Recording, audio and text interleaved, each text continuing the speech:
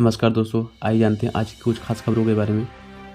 भारत को विकास की गति बनाए रखने के लिए हमारे देश में बुजुर्गों को भी स्वास्थ्य बीमा के दायरे में लाने की जरूरत है। एडीबी की ताज़ा रिपोर्ट में यह बात सामने आई है। एडीबी यानी एशियाई डेवलपमेंट बैंक की रिपोर्ट है। अगले 2 सालों में 6.6% की दर से बढ़ेगी इंडियन इकोनॉमी को लेकर ओसीईडी का लेटेस्ट अनुमान है।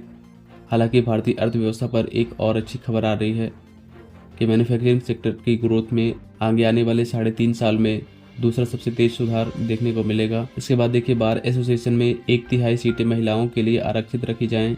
इस साल 2024-25 में वकीलों के चुनाव के लिए सुप्रीम कोर्ट ने यह निर्देश जारी किया और कहा कि इस बार एसोसिएशन के इलेक्शन में भी 1/3 रिजर्वेशन महिलाओं को दिया जाए। चुनाव आयोग ने एक सख्त निर्देश दिया और कहा कि सर्वे के नाम पर वोटरों का रजिस्ट्रेशन बंद करने राजनीतिक दल सभी प्रत्याशियों को यह चेतावनी जारी की गई है। केंद्र सरकार को सुप्रीम कोर्ट का बड़ा झटका लगा। 2G स्पेक्ट्रम फैसले पर सुप्रीम कोर्ट ने अस्वीकार की सरकार की याचिका। सुप्रीम कोर्ट ने कहा, स्पेक्ट्रम का बिना नीलामी आवंटन नहीं हुआ है। सरकार की अर्जी नामंजूर हुई। रजिस्ट्रार बोले कि स्पष्टीकरण के नाम पर फैसले के रिव्यू की मांग गलत है। ये काफ़ी पुराना मामला है। आपको पता होगा 2G स्पेक्ट्रम घोटाला साल 2008 से शुरू हुआ और तब हमारे देश में कांग्रेस की सरकार थी। तो अब इस मामले में केंद्र सरकार की याचिका स्वीकार करने से इनकार कर दिया सुप्रीम कोर्ट ने। इसके बाद देखिए, NPCI अब एक और देश में तैयार करेगा UPI जैसा instant payment system.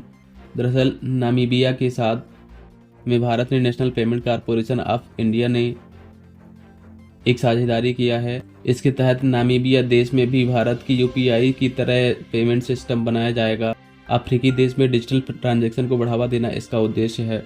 Electric bus के लिए सरकार कर रही है DFA फार्मूला तैयार। दरअसल हमारे देश में इलेक्ट्रिक बसों को बढ़ावा देने के लिए यह सरकार का नया प्लान है।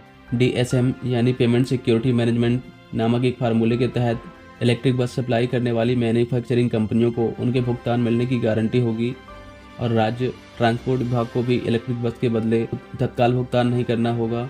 क्योंकि अभी प्रॉब्लम यह आ रही है कि इलेक्ट्रिक बस निर्माता कंपनियां जो हैं उनको इस बात की आशंका रहती है कि उधार में बस देने पर उनका भुगतान फंस जाएगा और यही वजह है कि हमारे देश में इलेक्ट्रिक बस का विस्तार नहीं हो पा रहा है।